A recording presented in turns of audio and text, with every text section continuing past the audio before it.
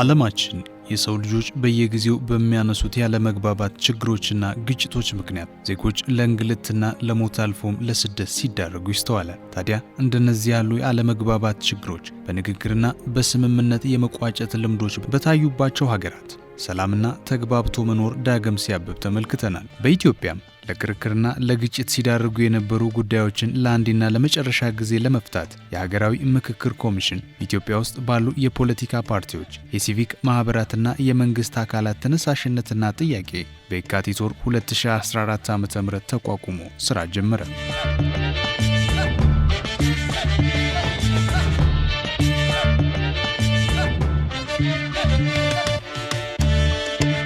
የኢፌዴሪ የህዝብ ተወካዮች ምክር ቤት የኮሚሽኑን ኮሚሽነሮች ለማስመረጥ ለህዝብ ይፋ ባደረጉት ጥሪ መሰረት 632 እጩዎች ተጠቁመው ከነዚህ መካከል 42 ለውድድር ቀርበው 11ዱ ቃለ መሐላ በመፈጸም ኮሚሽነሮች ሆነው ስራ ጀመሩ።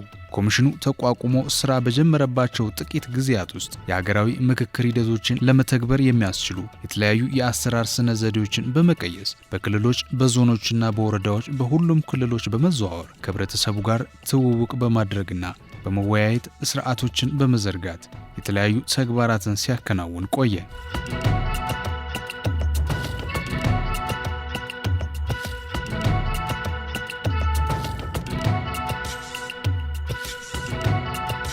ኮሚሽኑ የሚቋቋምበት ዋዜማ እንግዲህ ከዛም በፊት ቀደም ብሎ በሀገራችን ውስጥ ከጊዜ ወደ ጊዜ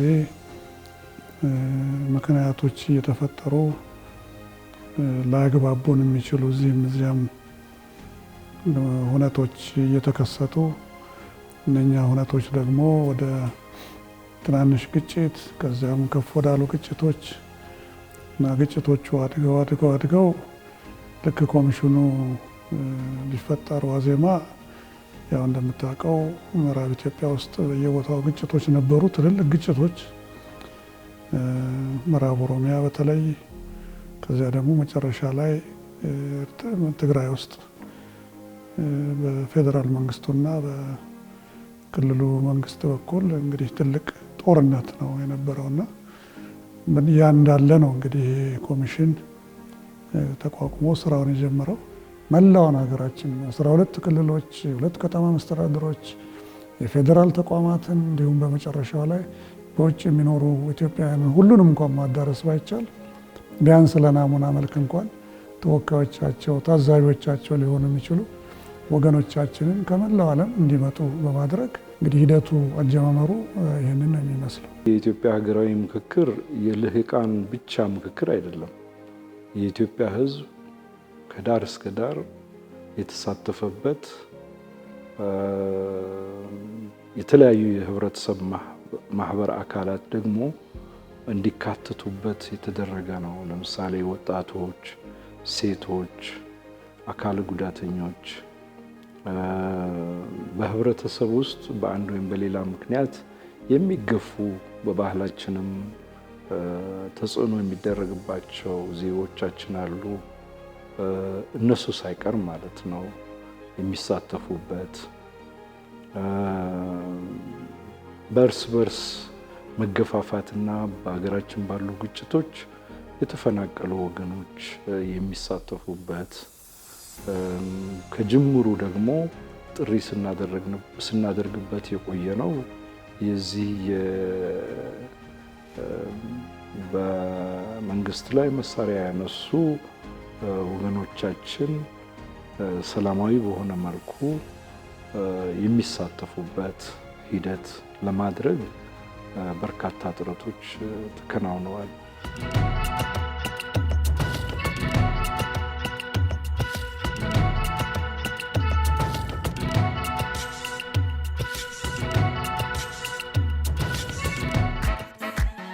መጀመሪያ የህዝብን ጥቆማን የተጠየቀው እና በዛ ወቅት የሆኑ ቡድኖች የሆኑ ግለሰቦች ለመጠቆም እንዲያስችላቸው የእድሜን ወይም የትምህርት ደረጃዬን ምንን ለመጠየቅ ሲደውሉ ይሄ ነገር መካሄድ መጀመሩን ተረዳው።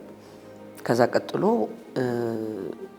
ከተወካዮች ምክር ቤት ተደውሎ ተጠቁመሻልና ፈቃደኛ ነሽ ወይ ተባልኩ።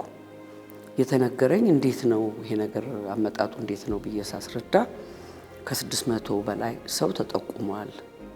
ነገር ግን ተወካዮች ምክር ቤት መስፈርቶች አስቀምጧል እና እነዚህን መስፈርቶች የሚያሟሉ ሰዎች ናቸው አሁን ጥሪ የምናደርግላችሁ ተብሎ ያው ከ600 ሲቀንስ መጨረሻ 40 ሰው ላይ ተደረሰና ከዛ በኋላ ደግሞ እንደገባኝ ዜግነት ይሄንን ስራ ሙሉ ጊዜውን ሰጥቶ ለመስራት የሚችሉ ሰዎች በመፈለጋቸው ምክንያት ብሎ መጨረሻ 11 ሰዎች ላይ አረፈ። ከነዛ አንዷ ሆንኩና በህዝብ ጥቆማና በተቀመጡ መስፈርቶች መሰረት የተመረጥን ሰዎች ነን ብዬ ነው የማምነው። እርግጥ መጀመሪያ ላይ አንዳንድ የፖለቲካ ፓርቲዎች አመራረጡ ላይ የበለጠ ተሳትፎ እንዲኖራቸው ፈልገው ነበር ይመስለኛል። መጀመሪያ ሰሞኑን ተቃውሞ ነበር፣ የጥቂት ፖለቲካ ፓርቲዎች ተቃውሞ ነበር። የሆነ ሆኖ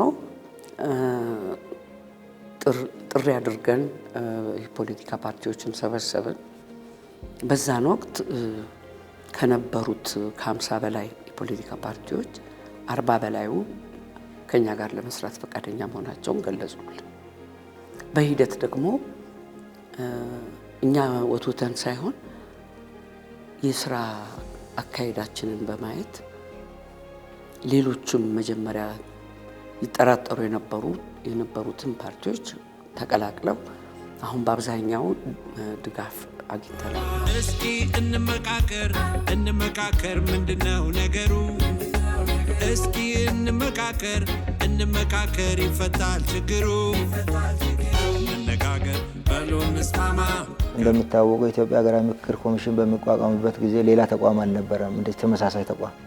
ስለዚህ ተመሳሳይ ተቋም ቢኖር ምን ታረጋለህ? ልምድ ትቀምራለህ፣ ትወስዳለህ። እኛ ከየትኛውም ተቋም ልምድ የወሰድንበት አግባብ ስለሌለ ምንድነው ማድረግ የነበረብን እና የሰራ ነው ከሌሎች ሀገሮች ልምድ የመቀመር ስራዎችን ሰርተናል። ከዚህ ውጪ ደግሞ የተለያዩ እቅዶችን ለማቀድ የሚያስችለንን የ3 ዓመት ስትራቴጂክ እቅድ አዘጋጅተን ከዛ በኋላ ደግሞ ወደ የአመቱ የበተንበት አግባብ አለ። ከዛ ውጪ ግን በአጠቃላይ ኢትዮጵያ ውስጥ ላለመግባባት ምክንያት የፈጠሩትን ነገሮች ለማወቅ ምን ማድረግ ነበረብን? የተለያዩ ህብረተሰብ ክፍሎችን መለየት ነበረብን። የአጀንዳ ሀሳቦችን የሚሰጡትን እነዚያን የህብረተሰብ ክፍሎች ለይተናል።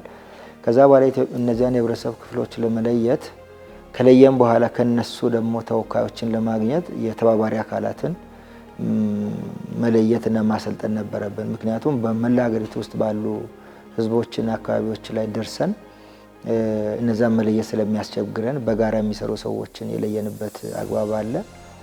ከዚህ ውጪ እንግዲህ በዚህ ሁኔታ ላይ እነዚህን አካላት ከለየን በኋላ በእነሱ ትብብር የመጡትን ሰዎች ከያዝን በኋላ የአጀንዳ ሀሳቦችን ወደ ማሰባሰብ ነው ሄድነው።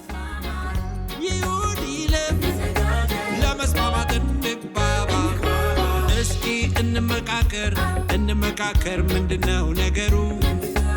እስኪ እንመካከር ይፈታል ችግሩ። እንነጋገር በሉ እንስማማ ከሩቅ አይመጣም እኛን። በምክክር ሂደቱ ላይ ተሳታፊ የነበሩ የህብረተሰብ ክፍሎችም ራሳቸውን የሚገልጹበት ዋና መተዳደሪያ ያላቸው ሰዎች በዋናነት አርሶ አደሮችና አርብቶ አደሮች፣ የንግድ ማህበረሰብ፣ ሴቶች፣ ወጣቶች፣ እድሮች፣ የማህበረሰብ መሪዎች፣ የመንግስት ሰራተኞችና የግል ድርጅት ሰራተኞች፣ መምህራን፣ በባህልና በሙያቸው ምክንያት የተገለሉ ተፈናቃዮች የሚገኙባቸው ናቸው። በዚህም መሰረት ኮሚሽኑ በ11 ክልሎችና በ2 የከተማ መስተዳድሮች ከህብረተሰብ ክፍሉ አጀንዳን በማሰባሰብ ሂደት ላይ ተሳታፊ የሆኑ ወኪሎችን አስመርጧል። በአጠቃላይ ከ124,000 በላይ የሚሆኑ ከየወረዳው የተለያዩ የህብረተሰብ ክፍሎችን የወከሉ ተሳታፊዎች የተሰበሰቡ ሲሆን ከነዚህም መካከል 21690 ወኪሎች በክልሎችና ከተማ አስተዳደሮች ለሚደረገው አጀንዳን የማሰባሰብ ተግባር ከህብረተሰብ ክፍሉ ተሳታፊዎችን በመለየት እንዲመረጡ ተደርጓል። እስኪ እንመካከር ምንድነው ነገሩ? እስኪ እንመካከር ይፈታል ችግሩ። እንነጋገር በሉ እንስማማ ከሩቅ አይመጣም እኛን ሊያስማማ። እንነጋገር ይቅር መካከር። በተለይ ደግሞ ሀገራዊ ምክክሩ በተለያዩ የህብረተሰብ ክፍሎች ቡድኖችና የሐሳብ መሪዎች መካከል የተፈጠሩ መሰረታዊ ልዩነቶችን ነቅሶ በማውጣት ለዘለቄታው የሚበጁ የመፍትሄ ሐሳቦች የሚመነጩበት ሂደት በመሆኑ ምክክር ኮሚሽኑ በይበልጥ ትኩረት እንዲሰጠው ሆኗል።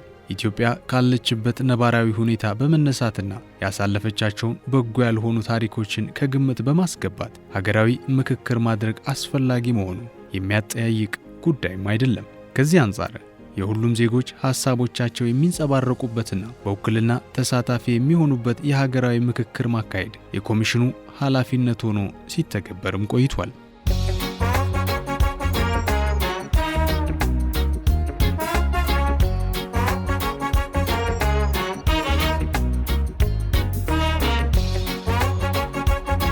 አካታችነት የአንድ ሀገራዊ ምክክር ሂደት መለያው ነው። አካታችነት ከሌለ ወካይነት አይኖርም።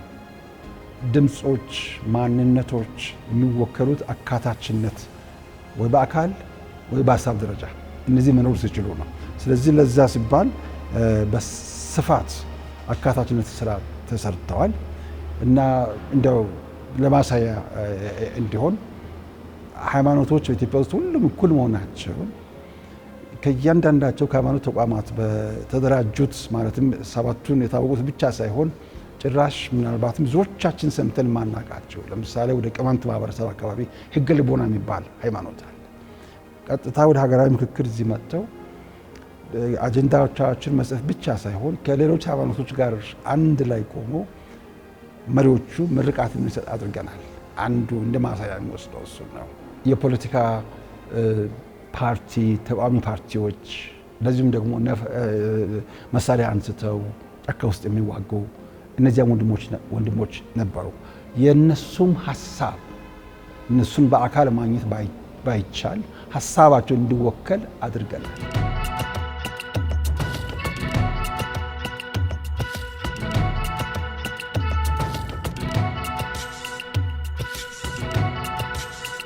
እንደምታውቀው ኢትዮጵያውያን ለረጅም ጊዜ የተለያዩ ጩኸቶች፣ ህመሞች ነበሯቸው። እነዛ ህመሞች ግን ሳይታከሙ ለረጅም ጊዜ ቆይተዋል። አለመታከም ብቻ ሳይሆን ሌላ ህመሞችን እየወለዱ ሌላ ችግሮችን እየፈጠሩ ቆይተዋል።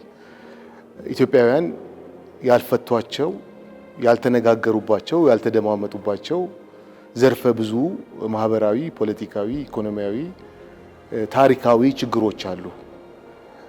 እነዚህ ችግሮች ለረጅም ጊዜ አገሪቷን በግጭት አዙሪት ውስጥ አቆይተዋታል። እንደ ሀገር እነዚህን ነገሮች እንደ ሀገር ልጆች ለመነጋገር ኢትዮጵያዊ ሀገራዊ ምክክር ኮሚሽን ተቋቁሟል። አንደኛው የተደረገው ነገር ምንድነው? ይህንን መድረክ ወይም ፕላትፎርም ኢትዮጵያውያን ተማምነው ችግሮቻቸውን ሲያቋዩዋቸው የነበሩ ችግሮቻቸውን እንደ ሀገር ልጅ ሆነው እንዲነጋገሩ ነው። የታሪክ ችግሮች አሉ፣ ብዙ አይነት ነገሮች አሉ። እነዚህ የታሪክ ጎስቶችን አድሬስ የምናደርገው ስንነጋገር ነው። ቁጭ ብለን ፊት ለፊት አሉን የምንላቸውን ችግሮች ኮንፍሮንስ እናደርጋቸው ነው። ኢትዮጵያ ሀገራዊ ምክክር በመሰረታዊነት ያደረገው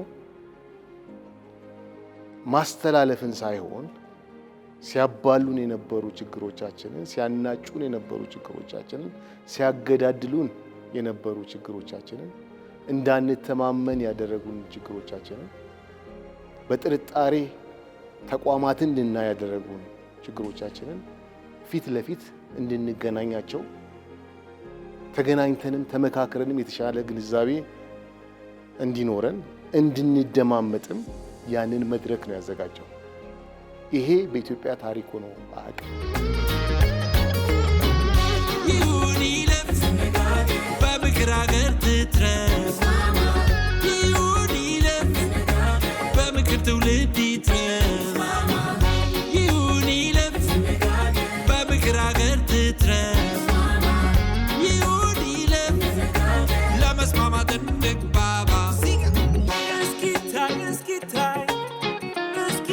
እስኪታይ በምክክር ሂደቱ የሴቶችን፣ የአካል ጉዳተኞችን እንዲሁም በግጭቶች ምክንያት ከቀያቸው የተፈናቀሉ ወገኖችን በሀገራዊ ምክክሩ ተሳታፊዎች የሚሆኑበት አሰራር ተተግብሯል። የኢትዮጵያ ሀገራዊ ምክክር ኮሚሽን በአዋጅ ቁጥር 1265/2014 በተሰጠው ስልጣንና ኃላፊነት መሰረት በኢትዮጵያ ለሚደረገው ሀገራዊ ምክክር ሂደቱን እየመራና እያስተባበረም ይገኛል።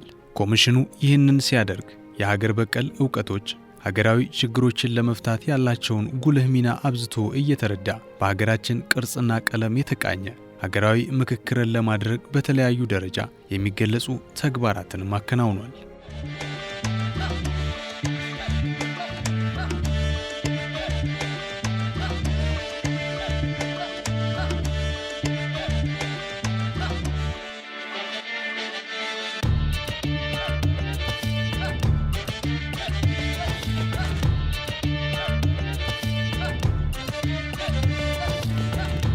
እኛ ይህን ኃላፊነት ተቀብለን ወደዚህ ኮሚሽን ስንመጣ እንደዚህ አይነት ስፋት ያለው ስራ እንደዚህ አይነት ግዝፈት ያለው ስራ ውስጥ እንገባለን ብለን አላሰብንም እና አዋጁን እያወቅነው ስንሄድ ግን የተጣለብን ኃላፊነትና አደራ በጣም ከፍተኛ እንደሆነ ነው የተረዳ ነው እና አሳታፊ መሆን አለበት ይላል። እንደ ሌሎቹ ሀገራት ተሳታፊዎች ተለይተው አይደለም የተሰጡን እና እዛ ተሳታፊዎች የሚነጋገሩባቸውን አጀንዳዎች አይደለም ተለይቶ የተሰጡን እና ተሳታፊዎችን የምንለየው እኛ ነን፣ አጀንዳ የምናሰባስበው እኛ ነን። ያንን ካደረግን በኋላ ደግሞ ሀገራዊ ምክክር ጉባኤ የምንጠራም እኛ ነን እና በጣም ሰፊ ስራ እና አዋጁ አካታችነትን በጣም አጉልቶ ነው የሚያሳየው እና ኦል ኢንክሉሲቭ የሆነ ዲያሎግ መካሄድ አለበት ነው የሚለው። ያንን ለማድረግ ምንድነው ምን ሜካኒዝም ነው መጠቀም የምንችለው በሚለው ዙሪያ ላይ በጣም ሰፋ ያለ ጊዜ ወሰድን፣ ተነጋገር እና ብቻችን ልንሰራው እንደማንችል ህዝብ ሁሉ የሚሳተፍበትን ሂደት መምራትና ማስተባበር ከባድ ነው። ከዛ አንፃር አንዳንድ ሰነዘዴ መቅረጽ ነበረብን እና እነዛን ሰነዘዴዎች ቀረጽን።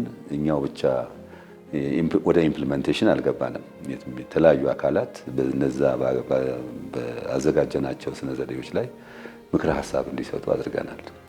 እሱም ራሱ አካታች እንዲሆን በመፈለግ ማለት ነው። ምን ሆነ ተባባሪ አካላት እንዲኖረን የተባባሪ አካላት የሚያግዙን ማለት ነው። እነሱ ከየት ይመረጡ እነዛ ደግሞ ብለን ያው ማሰብ ነበረብን።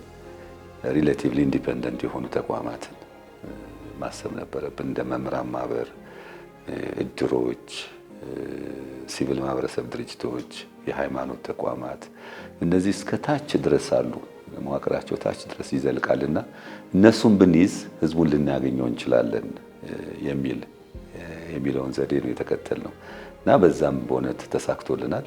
ኢትዮጵያውያን በተቻለ መጠን በዚህ ሂደት ውስጥ አካታች ለማድረግ አሳታፊ ለማድረግ ተአማኒና ቅቡል እንዲሆን ለማድረግ ከፍተኛ ስራዎች ናቸው የተሰሩት። በተለይ የኢትዮጵያ ሀገራዊ ምክክርን እንደ ባህሪው ለየት ያለ የሚያደርገው ከሌሎች ሀገሮች ካነበብነውም ሄደን ካየናቸው ተሞክሮዎች ማለትም በአውሮፓ በላቲን አሜሪካ ያሉትን ተሞክሮች አይተናል ማለት ነው እና ለየት ከሚያደርጉት ጉዳዮች ትልቁ የአጀንዳው ብዛት እና የአጀንዳው ብዝሃነት በራሱ እንደዚሁም የተሳታፊዎቹ ግዝፈት ብቻ ሳይሆን ማለት 4000 ተሳታፊዎች ናቸው የሚኖሩት።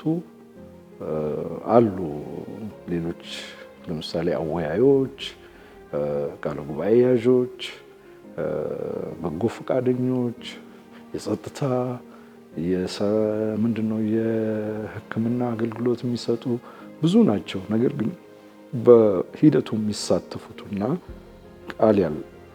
ቃል ያላቸው እሳቤ ያላቸው ሀሳብ ያላቸው ሰዎች ብዛት አንጻር ሲታይ በሁለት ስናይ በዚህ በተሳታፊዎቹ ብዛትና ብዝሃነት እንደዚሁም በአጀንዳዎቹ ብዛት የኢትዮጵያን የሀገራዊ ምክክር ሂደት የተለየ ያደርገዋል። ኮሚሽኑ ሲቋቋም 11 ኮሚሽነሮች ነው የተሰየሙለት። ነገር ግን እንደሚታወቀው ይህንን ትልቅ ሰፊ ስራ በእነዚህ የተወሰኑ ኮሚሽነሮች ብቻ ሊሰራ እንደማይችል ተገንዝበን ገና ሲጀምር የተለያዩ ሰራተኞችን በመቅጠር እንዲሁም ተባባሪ አካላትን በየክልሉ በመለየት እነዚህ ተባባሪ አካላት ከኛ ጋር ሆነው ተሳታፊዎችን መረጣ ላይ አጀንዳ በምናሰባስበት ጊዜ በጣም ረድተውናል። እንዳለው የሎጂስቲክ ጥያቄዎች በተለያዩ አካባቢዎች አሉ። የትራንስፖርት ችግሮች ነበሩ። ይሄንን የፈታ ነው እንግዲህ በዋናነት ከየክልሉ አስተዳደሮች፣ የማህበረሰብ መሪዎች እንደገና በአጠቃላይ የፖለቲካ ፓርቲ አባላቶች፣ ኃላፊዎች፣ ሲቪል ሶሳይቲ በጣም ረድተውን ነው ይሄንን እንግዲህ ልናሳካ የቻል ነው።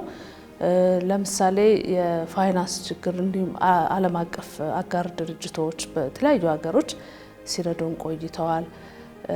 የጸጥታ ችግር ባለበት አካባቢ ለምሳሌ የክልሉ መስተዳድሮች ጋር በመነጋገር ቦታውን በመቀየር ጊዜውንም በመቀየር ያከናወንን የመጣ ነውና የሀገራዊ ምክክር ሂደቱ እዚህ ደረጃ የደረሰው የተለያዩ ባለድርሻ አካላት እንዲሁም ህዝቡን ጨምሮ ተሳትፎና ድጋፍ በማድረጋቸው ነው።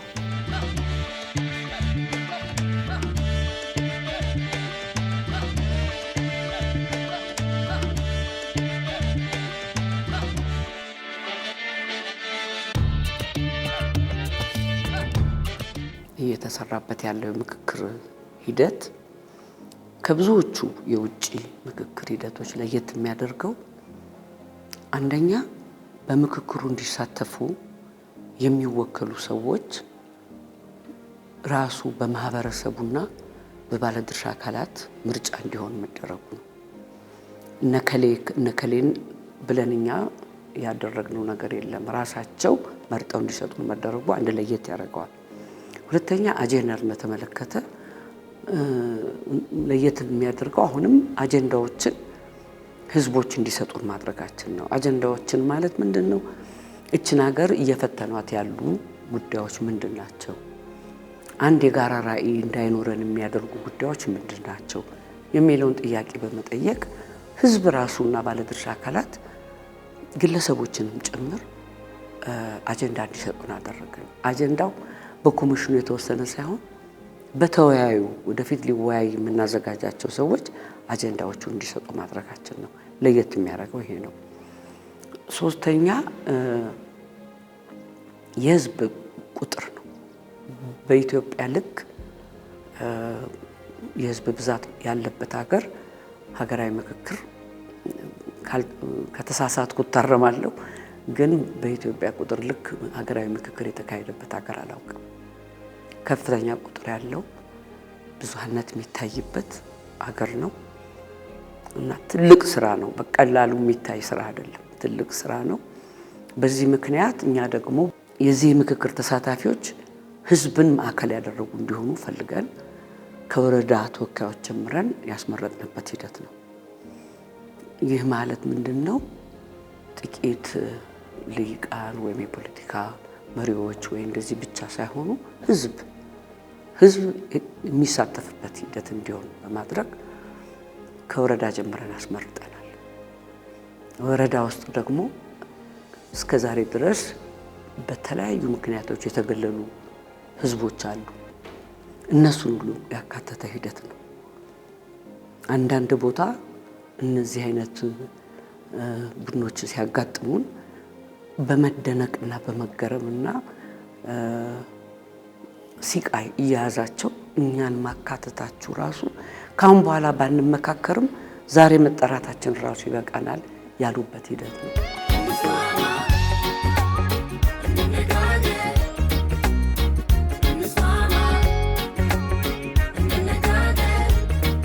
በኮሚሽኑ ማቋቋሚያ አዋጅ 1265/2014 አንቀጽ 9(3) መሰረት በተለያዩ የፖለቲካና የሐሳብ መሪዎች እንዲሁም የህብረተሰብ ክፍሎች መካከል ሀገራዊ የሆኑ ጉዳዮች ላይ ያሉትን ልዩነቶች በጥናት በህዝባዊ ውይይቶች ወይንም ሌሎች አግባብነት ያላቸውን መንገዶች በመጠቀም መለየት እንደሚችልም ተደንግጓል።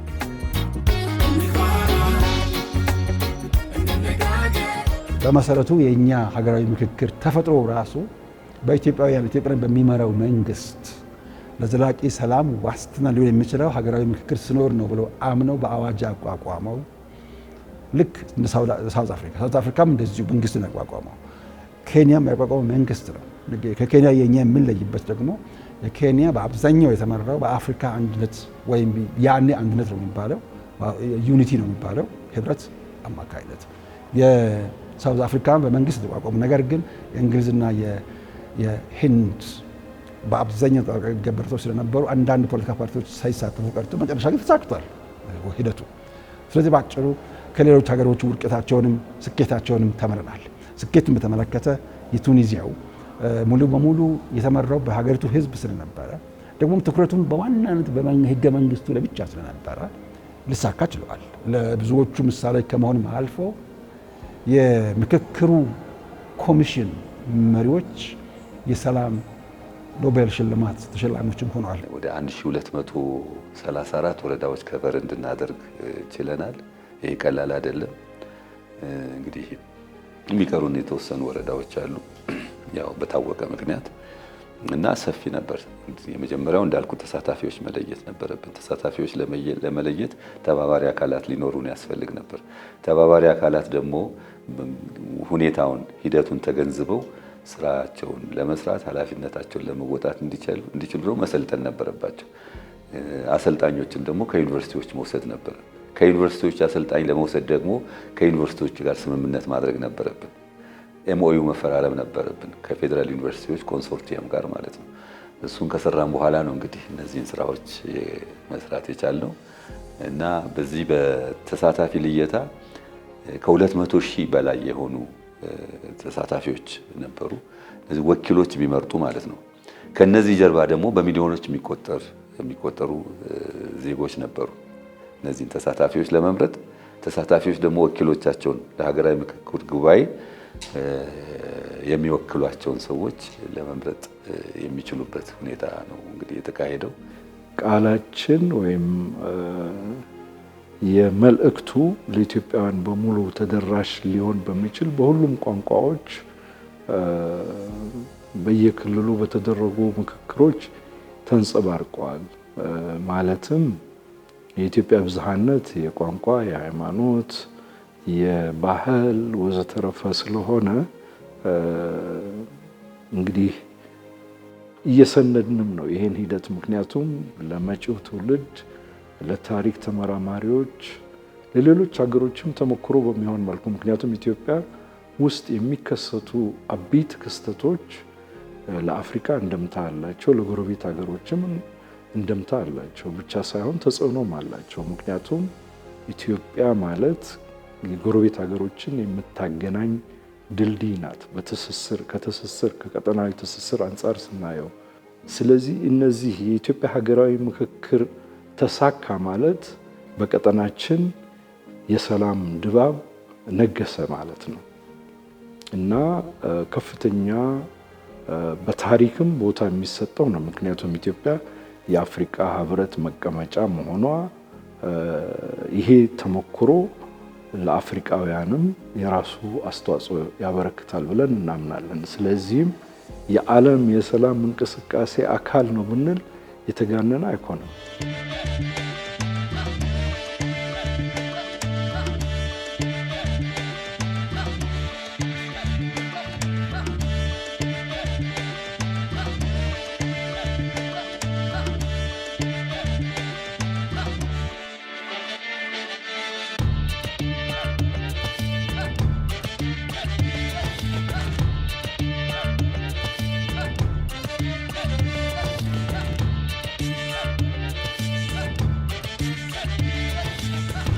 በእኔ እድሜም እስከማውቀው ድረስ እንደዚህ አይነት አጋጣሚ ኢትዮጵያን ሕዝብ ገጥሞት አያውቅም ለማለት እችላለሁ። ምክንያቱም በሙሉ ነፃነት ሕዝቡ ወካዮቹን መርጦ በፈታኝና በማያግባቡ ጉዳዮች ላይ እንዲመካከሩ ማድረግ አንድ ከፍተኛ የሆነ ታሪካዊ አጋጣሚ ነው ብዬ አምናለሁ። ከዚህ ቀደም ኢትዮጵያ ውስጥ ማህበራዊ ፍትህ ለማስፈን ብዙ ትግሎች ተካሂደዋል። ብዙ ሰዎች አልቀዋል በዚህ ትግል ውስጥ። ይሄ ድል በሚመካከሩ ተሳታፊዎች ላይ ምንም አይነት ስጋት ሳይኖር ተመካክረው የጋራ ራዕይ ለኢትዮጵያ የጋራ ራዕይ አብረው የሚቀርጹበት ሂደት ነው። ያ የጋራ ራዕይ በሚኖርበት ጊዜ ያንን ደግሞ ወደ ተግባር ሲለወጥ ሊያመጣ የሚችለውን መግባባት ከጠብ ከጭቅጭቅ ከጦርነት ውጪ ሆኖ አገርን ለማልማት የሚመች አውድ ይሆናል ማለት ነው። ለምሳሌ ሁሉም መልካም አስተዳደር ይፈልጋል። መልካም አስተዳደር የሚገኘው ላይ ያሉት ጠቅላይ ሚኒስትሩ ጋር ብቻ አይደለም። ላይ ያሉት የጠቅላይ ሚኒስትሩ መልካም አስተዳደር የሚታየው ታች ያለው ወረዳው ጋር ነው። ስለዚህ ወረዳው ምን እየሰራ ነው? ወረዳው እንዴት አድርጎ በመልካም የወረዳ ህዝቦቹን እያስተዳደረ ነው? ሁሉም እንግዲህ ወረዳ ነው። እኛ አሁን ከወረዳ ነው የተነሳ ነው። ከቀበሌ መነሳት እንችል ነበር፣ ግን ከቀበሌ ብንነሳ ደግሞ በጣም ብዙ ሺህ ይሆናል። ስለዚህ ዞሮ ዞሮ ግን ወረዳ ላይ ስንነሳ ከ1300 በላይ ወረዳዎች አሉ ኢትዮጵያ ላይ። ስለዚህ እነኚህ የሀገራችን አስተዳደር መሰረቶች ናቸው ብለን ስንነሳ ቀላል አይደለም። ስለዚህ አንድ ወረዳ ላይ እኮ ሰላም አለ ማለት 1300 ወረዳዎቹ ላይ ሰላም አለ ማለት ኢትዮጵያ ሰላም ውስጥ ነው ያለችው ማለት ነው። ስለዚህ እዛ ወረዳ ጋር ያለ መልካም አስተዳደር በጣም ወሳኝ ነው። ያ ወረዳ እንዴት ነው ለፍትህ የሚሰራው? እንዴት በትክክል የወረዳ ህዝቦቹን እያስተዳደረ ነው? 1300 ወረዳዎች በትክክል ከሰሩ እንግዲህ አስብ ለጠቅላይ ሚኒስትሩ ምን መልእክት እሳቸው መንግስት ምን አይነት ጠንካራ እንደሆነ እንደሚያስተላልፍላቸው አስብ። አዋጁ በትክክል የሚለው ሁሉንም እኩል በሆነ መንገድ አሳታፊና አካታች በሆነ መንገድ ወደ ሀገራዊ መግባባት የሚያመጣ አካሄድን በመፍጠር ሀገራዊ ምክክር እንዲያደርጉ ህዝቦቻችን ሁኔታዎችን አመቻቹ ነው የሚለው። እንደሚታወቀው ሀገራዊ ምክክር ኮሚሽን ከተመሰረተ ጊዜ ጀምሮ አንዱና በዋነኝነት የሚመራበት መርህ አካታችነት ነው። ይህንንም ለማሳካት ነው እንግዲህ የተለያዩ ወረዳዎች ከ1200 በላይ ወረዳዎችን ኢትዮጵያ ውስጥ በመሄድ ተሳትፎ እንዲጎለብት ያደረግነው። በተጨማሪም ደግሞ ዲያስፖራዎችን በተለያየ በይነመረብ በተለያየ ጊዜያት የተለያዩ ዓለማት ላይ አህጉራት ላይ የሚገኙትን ኢትዮጵያውያንና ትውልደ ኢትዮጵያውያንን አግኝተን ውይይት አድርገናል። በተጨማሪም ደግሞ በአካል በተወሰኑ የተለዩ አገራት ላይ በመገኘት በአካል ያንን ውይይት አድርገናል እና እንደሚታወቀው እንግዲህ ዲያስፖራ ወይ በውጭ የሚኖሩ ኢትዮጵያውያንና ትውልደ ኢትዮጵያውያን በተለያየ መንገድ ስለ ሀገራቸው ጉዳዮች ላይ ተሳትፎ እያደረጉ ቆይተዋል። ለምሳሌ ለመጥቀስ ያህል በህዳሴ ግድብ የተለያዩ ኢኮኖሚ ጉዳዮች ላይ ሲሳተፉ ስለቆዩ አካታችነትን ባሰፋ ነው ቁጥር የሀገራዊ ምክክርም ተቀባይነቱም እነሱም ደግሞ ለነገቷ ኢትዮጵያ ያላቸውን ሀሳብ ተሞክሯቸውን እንዲያካፍሉ ለማድረግ ነው። እንግዲህ ያንን ሁሉ ርቀት ኮሚሽኑ ሄዶ በተሳካ ሁኔታ እንዲጠናቀቅ ሆኗል። ሌላው እንግዲህ ተሞክሮ ያየሁት በውጭ በሄድንበት ጊዜ የተለያየ ሀሳብ ያላቸው ሰዎች የተለያየ አመለካከት የፖለቲካ አቋም ያላቸው ግለሰቦች አንድ ላይ በአንድ ጠረጴዛ ላይ ቁጭ ብለው ስለ ሀገራቸው ጉዳይ ይሄ ነው እንግዲህ ማያግባባም ብለው ሲወያዩ ማየት እሱም ትልቅ ተሞክሮ ነው ብዬ አስባለሁ።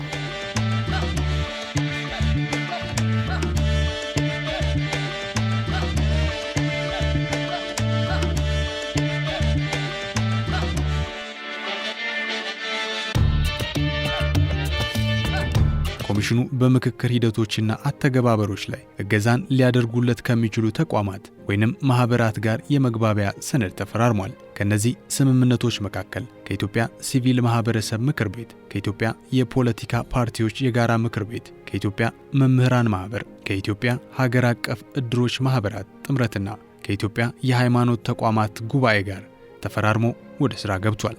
እነዚህ አካላትም ኮሚሽኑ በየወረዳው ከሚገኙ የተለያዩ የህብረተሰብ ክፍሎች ተሳታፊዎችን ሲለይ የሂደቱን ገለልተኝነትና ተአማኝነት በማስጠበቅና ተሳታፊዎችን በመመልመል ረገድ ለኮሚሽኑ እገዛን ሲያደርጉ ቆይተዋል። እነዚህ የተጠቀሱት አካላት የሚያከናውኑትን ተግባር መነሻ በማድረግ ኮሚሽኑ ተባባሪ አካላት ብሎ ሰይሟቸዋል። ከዚህ በተጨማሪ ኮሚሽኑ በየአካባቢው ሲንቀሳቀስ የወረዳ ፍርድ ቤት ዳኞች፣ የወረዳ አስተዳዳሪዎችና እንደየአካባቢው አውድ ሌሎች ባህላዊና ሃይማኖታዊ መሪዎች የሂደቱ ተባባሪ ሆነው እንዲሰሩ በአሰራሩ ውስጥ በመደንገግ የተለያዩ ተግባራትን ሲያከናውን ቆይቷል። በዚህም መሰረት ሂደቱ በተከናወነባቸው 11 ክልሎችና 2 የከተማ አስተዳደሮች ከ1234 ወረዳዎች ለተውጣጡ 8515 ተባባሪ አካላት ስልጠና ተሰጥቷል። ስልጠናው ተባባሪ አካላቱ በየወረዳቸው ተሳታፊዎችን በሚለዩበት ጊዜ የገለልተኝነት መርህን በመከተል የተጣለባቸውን ኃላፊነት እንዲወጡ ረድቷቸዋል።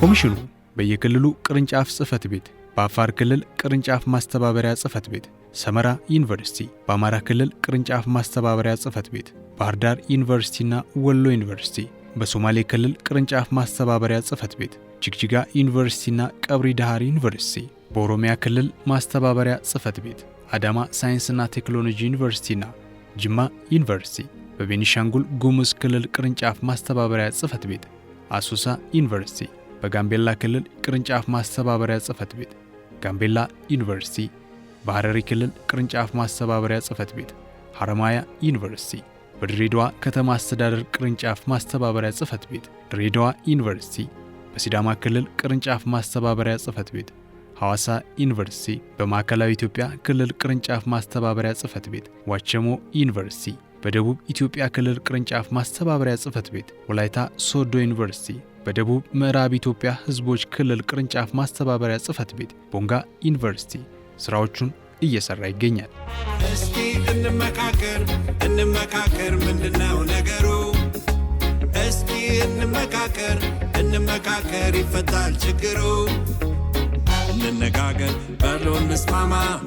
በሰከነ መንገድ በባህሎቹ ችግሮችን የመፍታት አቅሙ አለ። ነገር ግን ለመጀመሪያ ጊዜ በታሪኩ በኢትዮጵያ ታሪክ እንበለው ይሄ የሀገራዊ ምክክር ሲካሄድ ይህ ምዕራፍ በልዩ ሁኔታ የሚታይ ነው። ስለሆነም የሌላ ሰው የውጪ ሰው መጥቶ ችግራችንን ይፈታል ብሎ አያምንም የኢትዮጵያ ህዝብ። እኛው ራሳችን እንፈተዋለን የሚል ቅን የሆነ ቀናኢ የሆነ እምነቱን ይዞ ፈጣሪን ደግሞ አማኝ ህዝብ ስለሆነ ያሳካልኛል ብሎ አምኖ እኛንም አምኖ ጥሎብን እምነት ጥሎብን ለዚህም ትልቅ ምስጋና አቀርባለሁ። በግሌ ይህ ሂደት ኢትዮጵያን ካለችበት ችግሮቿን የምትፈታበት ምዕራፍ ላይ ያደርሳታል።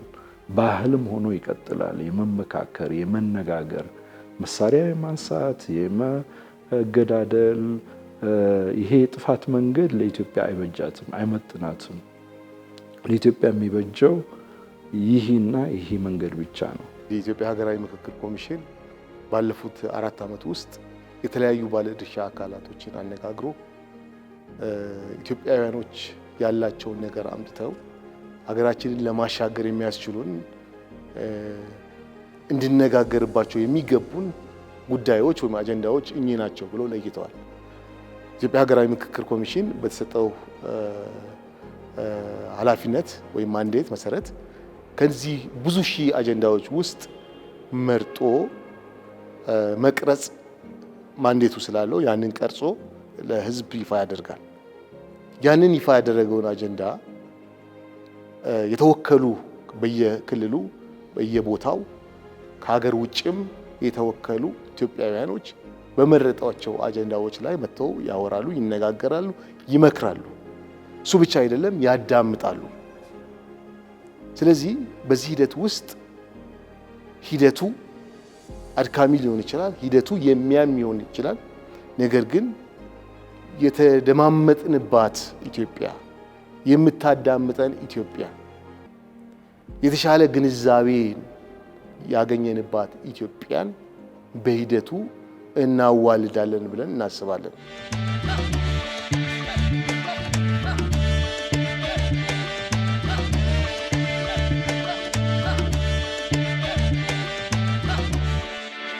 በክልሎችና ከተማ አስተዳደሮች በተከናወኑ የአጀንዳ ማሰባሰብ ሂደቶች የተለያዩ ባለድርሻ አካላት እንዲሳተፉም ተደርጓል።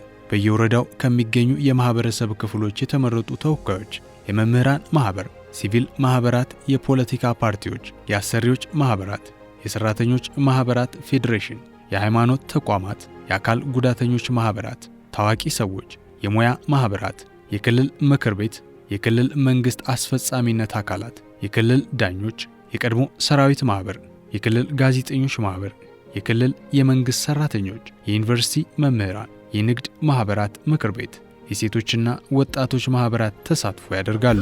እንመካከር፣ አንተም ስማው በል አንተም ማውራው አው ኑና እንመካከር፣ እኛ ላይ እንግስ ፍቅር በትራው ይሁን ይለፍ በምክር አገር ትትረፍ። በፌዴራልና በሀገር አቀፍ ደረጃ በሚካሄደው አጀንዳን የማሰባሰብ ሂደት ላይ ደግሞ የፌዴራል መንግስት ስራ አስፈጻሚ፣ የፌዴሪ የህዝብ ተወካዮች ምክር ቤት፣ የፌዴሪ ፌዴሬሽን ምክር ቤት፣ የክልል ርዕሳነ መስተዳድሮችና የሁለቱ ከተማ አስተዳደር ከንቲባዎች፣ የፌዴራል ጠቅላይ ፍርድ ቤት፣ የፌዴራል ከፍተኛ ፍርድ ቤት፣ የፌዴራል የመጀመሪያ ደረጃ ፍርድ ቤት፣ ሀገር አቀፍ የፖለቲካ ፓርቲዎች፣ የፌዴሪ መከላከያ ሰራዊት፣ የፌዴራል ፖሊስ ኮሚሽን፣ የኢትዮጵያ አሰሪዎች ፌዴሬሽን፣ የኢትዮጵያ ሰራተኞች ማህበራት ኮንፌዴሬሽን፣ የኢትዮጵያ መምህራን ማህበር፣ የኢትዮጵያ ከፍተኛ ትምህርት ተቋማት ኮንሲቲየም፣ የግል ከፍተኛ ትምህርት ተቋማት፣ የኢትዮጵያ አካል ጉዳተኞች ማህበራት ፌዴሬሽን፣ የኢትዮጵያ አረጋውያንና ጡረተኞች ብሔራዊ ማህበር፣ የሴቶች ጥምረት ለምክክር፣ የኢትዮጵያ ሴቶች ፌዴሬሽን፣ የኢትዮጵያ ወጣቶች ፌዴሬሽን፣ የኢትዮጵያ ንግድና ዘርፍ ማህበራት ምክር ቤት፣ የፌዴራል መንግስት ሰራተኞች፣ ማህበራዊ አንቂዎችና ተጽዕኖ ፈጣሪዎች፣ የኢትዮጵያ የሃይማኖት ተቋማት ጉባኤ፣ የፌዴራል ሲቪል ሰርቪስ ማህበራት፣ የኢትዮጵያ መገናኛ ብዙሃን ካውንስል፣ የኢትዮጵያ መገናኛ ብዙሃን ባለሙያዎች ማህበር፣ የፌዴራል የሙያ ማህበራት፣ የመከላከያ ሰራዊት፣ የኢትዮጵያ ብሔራዊ ምርጫ ቦርድ፣ የኢትዮጵያ እንባ ጠባቂ ተቋም፣ የኢትዮጵያ ሰብአዊ መብቶች ኮሚሽን ኮሚሽነሮች፣ ከተለያዩ ተቋማት ተጽዕኖ ፈጣሪ ሰዎች፣ የፌዴራል ማረሚያ ቤቶች፣ ፌዴራል እድሮች ህብረት፣ ሚዲያዎች የሚሳተፉበት ነው።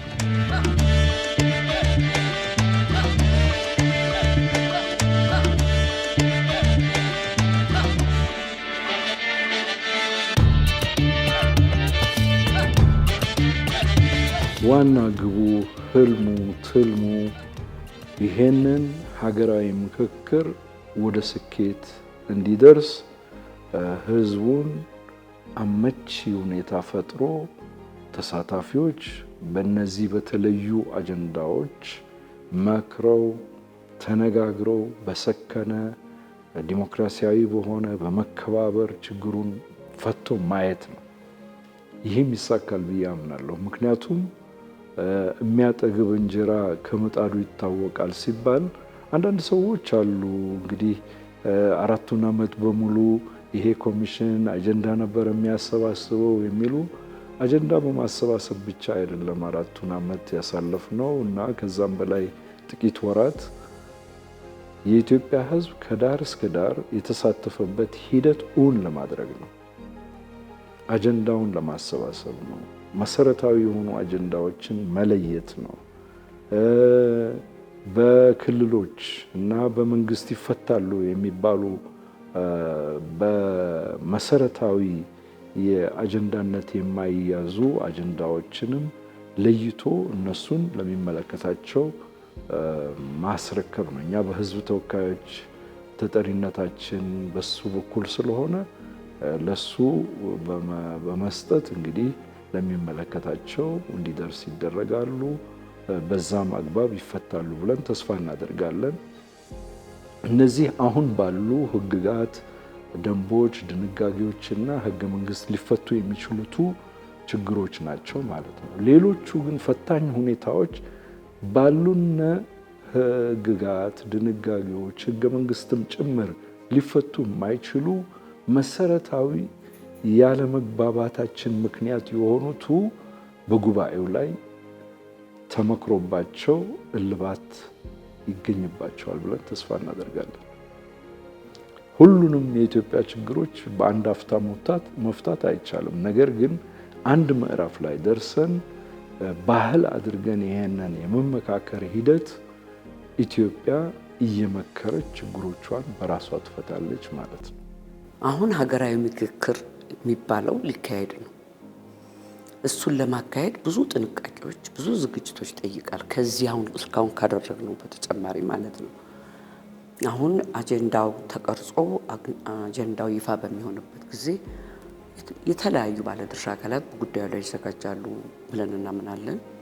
በእኛ በኩል ደግሞ በእነዚህ የአጀንዳ ጭብጦች ላይ ሊያወያዩ የሚችሉ አወያዮችን እያሰለጠነ ነው። የእነሱ መሰልጠን ምንድነው? ቴክኒካሊ የምክክርን ስኪልስ እውቀቶች እንዲኖራቸው የማድረግ በሁለተኛ ደረጃ ደግሞ በእያንዳንዱ አጀንዳ ላይ የሚቋቋም የኤክስፐርት ፓነልስ ይኖራሉ። እነሱ አቋም ያላቸው ሳይሆን በጉዳዩ ላይ ቴክኒካል እውቀት ያላቸው፣ ለምሳሌ በመሬት ይዞታ ላይ ወይ በአንድ ጉዳይ ላይ እውቀት ያላቸው ሁሉንም ተሳታፊዎች በአንድ የእውቀት ደረጃ ለማድረስ በጉዳዩ ላይ የሚረዱ እነሱን እያቋቋምን ያለነው። አወያዮች አቋቁመናል ብያለሁ። እነዚህ ደግሞ ኤክስፐርት ፓነልስ እናቋቁማለን። ሶስተኛ እነዚህ የሚካሄዱት ምክክሮች በምን አይነት የውሳኔ አሰጣጥ ሂደት እንደሚሄዱ ቀርጸን አዘጋጅተናል።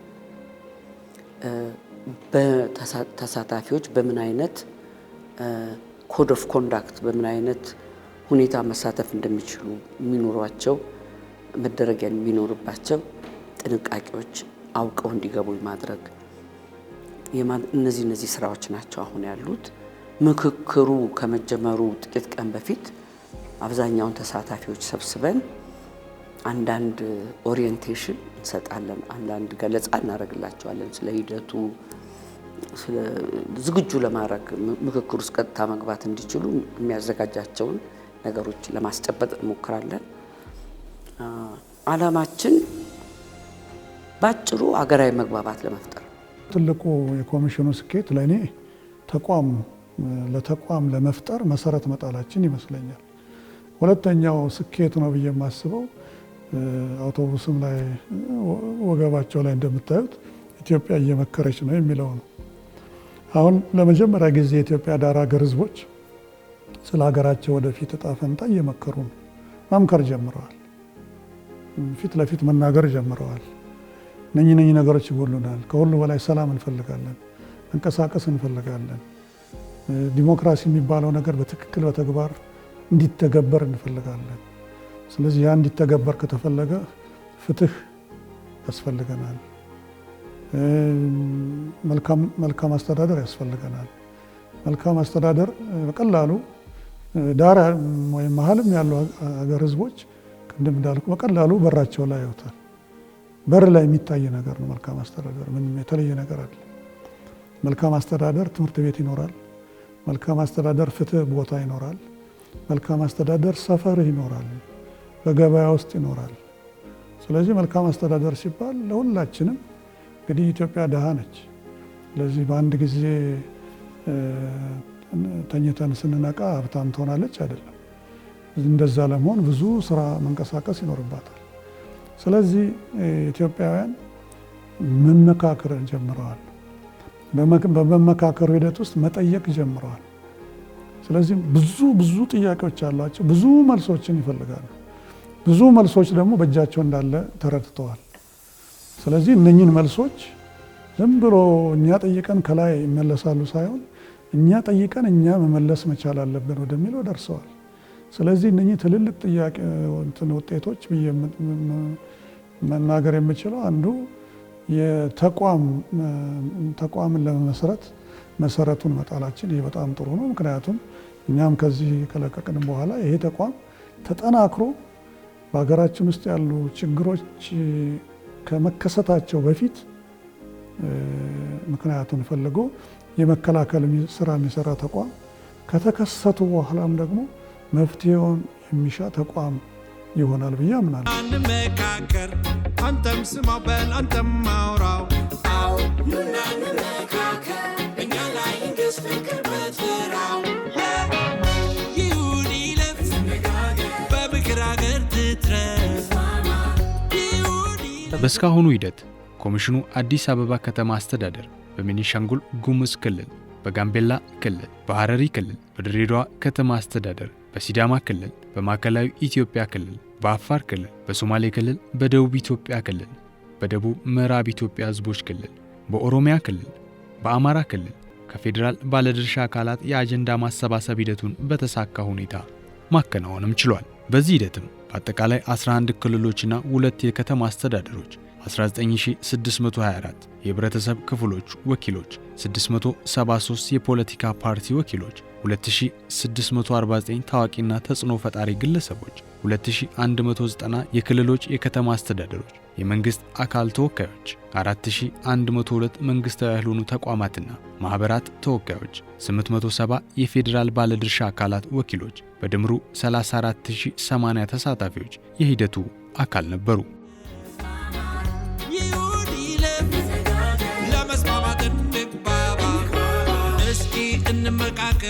እንመካከር ምንድነው ነገሩ?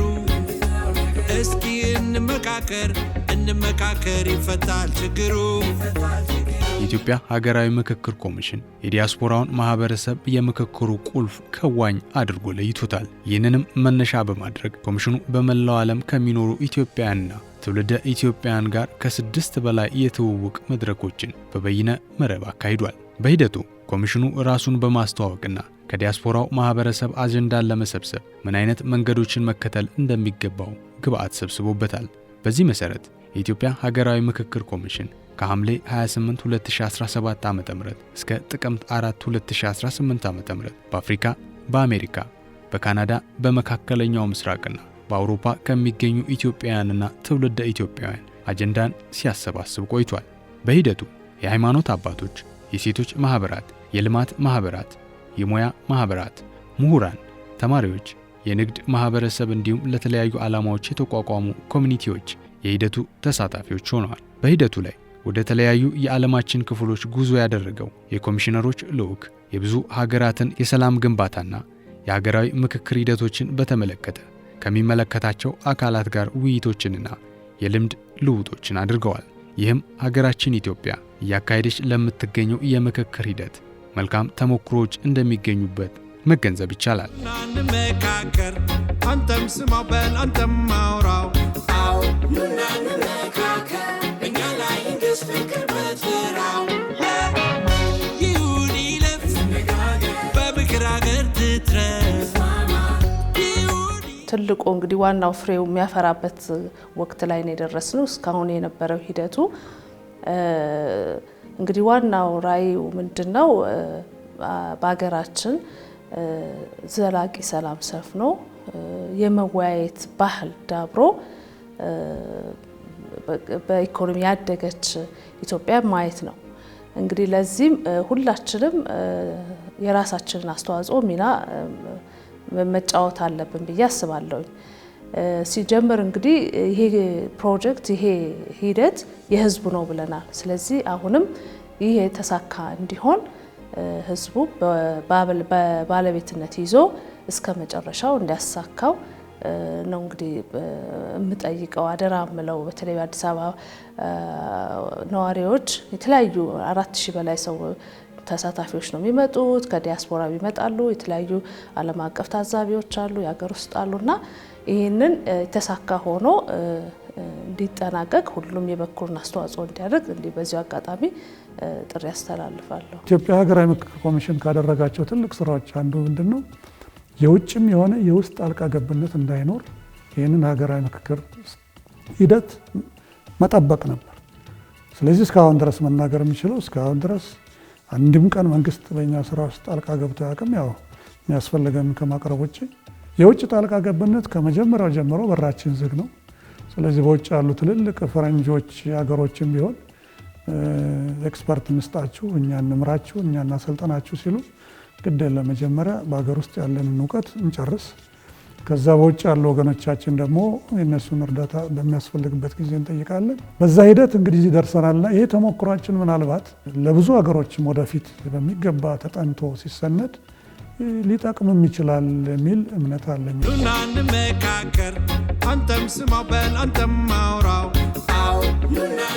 የሀገራዊ ምክክር ጉባኤው መጀመር የሀገራዊ ምክክር ሂደቱ ቁልፍ ምዕራፍ ነው። ቀጣይ ከፊታችን ሐምሌ 8 2018 ዓ.ም ለሚካሄደው ሀገራዊ የምክክር ጉባኤ አጀንዳዎች ተለይተው ለውይይት ዝግጁ ተደርገዋል። ይህ የጋራ ውይይት ሁሉም ኢትዮጵያዊ ዝግጁነቱን ያረጋገጠበት አዲስ ምዕራፍ ሆኗል። በሂደቱ ከየወረዳው የማህበረሰብ ክፍሎች በተመረጡ ወኪሎች፣ ከክልሎችና ከፌዴራል በሚሳተፉ ባለድርሻ አካላት ወኪሎች እንዲሁም ከዲያስፖራው ማህበረሰብ በተመረጡ የጉባኤ ተሳታፊዎች የሚከናወን ሲሆን በዚህም ታሪካዊ የጋራ ገድል ሂደት ውስጥ ከ4000 በላይ ወኪል ተሳታፊዎች በአዲስ አበባ ከተማ እንደሚሳተፉ የሚጠበቅም ነው።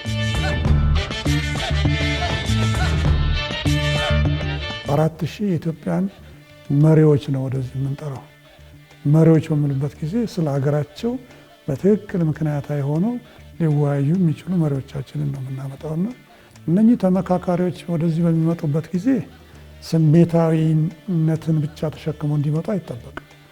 ስለዚህ ምክንያታዊ ሆነው እንዲመካከሩ ደግሞ ሲያስፈልግ እዚህ ለምክንያታዊነት በቂ የሆኑ መረጃዎች እንዲያገኙ ደግሞ መደረግ አለባቸው። ስለዚህ እዚህ ደግሞ ፓነል ኦፍ ኤክስፐርትስ የሚባሉ አሉ። አስፈላጊውን ምንም ገለልተኛ ሆነው ወገንተኛ ሳይሆኑ ትክክለኛውን እውቀት ትክክለኛውን የወል ትርክት እንዲይዙ አስፈላጊውን ግብአት የሚሰጧቸው ደግሞ ባለሙያዎች ወይም ደግሞ ምሁራን ይኖራሉ። እንመካከር፣ አንተም ስማው በል አንተም አውራው። 4 ዓመታትን በተለያዩ ውጣ ውረዶችና ክርክሮች ሀሳባቸውን ሲገልጹ የቆዩት ኢትዮጵያውያን መፍትሄን በውይይት ሊያበጁ የጋራ ቀን ቆርጠዋል። ይህ ለኢትዮጵያውያን አዲስ የዲሞክራሲ ምዕራፍ ሂደት ውጤትም ይሆናል ተብሎ የሚጠበቅ ነው።